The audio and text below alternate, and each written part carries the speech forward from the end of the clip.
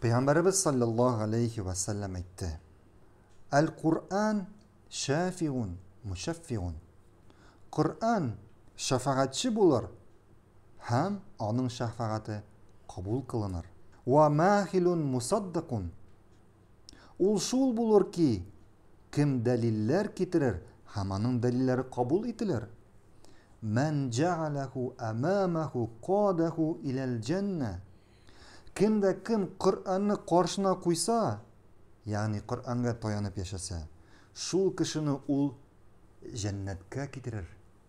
Ve men cealehu khalfahu saqahu ilen nar.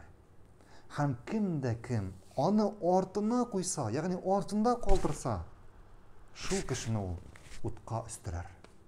Yani utka kırdır. Nerse ul Kur'an'ı karşına koyu. Eğer kişi Kur'an'ı okusa, tınlasa Kur'an'ı, onu anlarga tırışsa, yani tefsirini okusa, şu Kur'an'a ameller kılsa, öğrense, yatlasa, başkalarını öğretse, şu Kur'an'dan özüne şifa izlese, yani ağırtkanda şu Kur'an bilen davalansa, bular barısı da Kur'an'ı karşına koyu bula.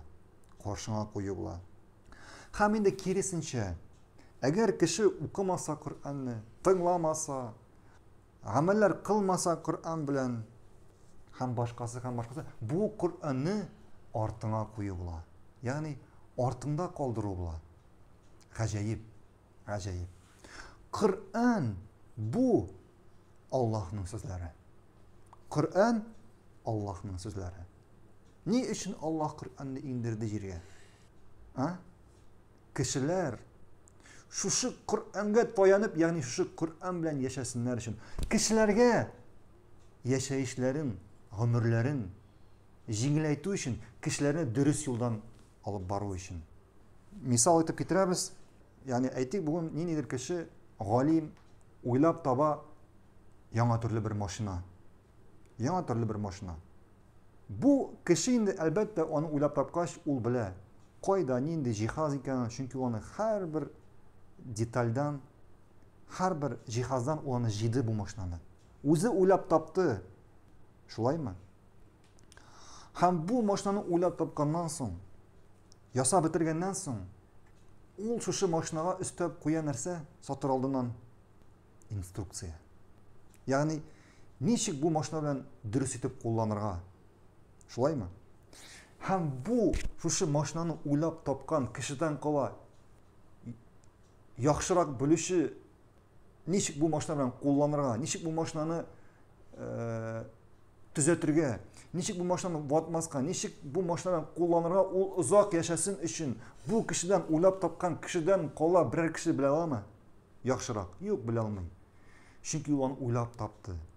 Ol bile koyda nerse, niçik, şu maşına jiganda nerse ol işledi, nerse ol uyladı, nige ol şu tegermeşin şulay koydu, nige ol mında şunday ağza koydu, ol gına bile. Hem ol ona bire instruksiya. Hem kişiler bu maşını olsa elbette şu ol bergen kullanmanı okup şu maşınadan dürüst edip kullanalar. Şulay mı? Ol ayta koyşan nindi may savurga hem başkası. Allah barlık misallardan da büyük. Bu bardik maşına Allah bu dünyanı hem bu dünyada bulgan bar nerseni barlığa getirdi. Hem seni kişi Allah barlığa getirdi. Yoktan bar etti. Hem Allah'tan kala kim bilsin ya adam balası sina koyşan niçik nerse işlerge ekanin. Niçik dürüst etip yaşarga sina yaxşı bulsun için. Allah'tan kala kim bilsin sina nerse yaxşı nerse naşar ekanin. Kim bilsin bir kişi bile almayın.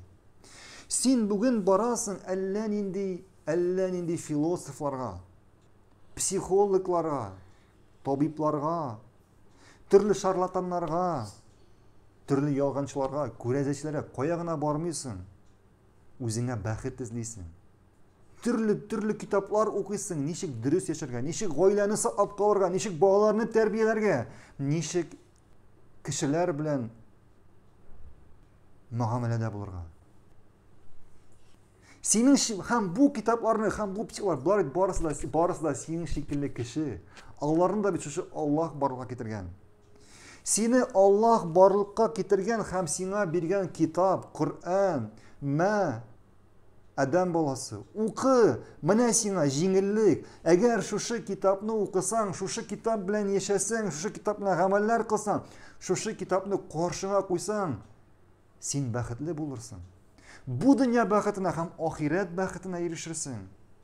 Bu kitapta yazılgan nişik sana yaşarga, nişik sana aşarga, nişik sana balalarını terbiyelerge, nişik sana ulular bilen muamelede bulurga, nişik sana gumumen yaşarga bor narsada yazılgan.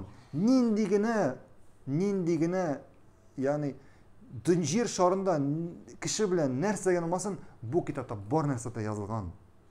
Bu kitapta bor narsada yazılgan. Kişi narsa bu kitapni qoldirib, o'zine baxt boshqa yerdan izlay. O'zine durust yo'l, baxtli turmush boshqa yerdan izlay. Qizg'anishga qarshi anda baxt yo'q. Bu sen o'qigan, sen izlagan yerda baxt yo'q.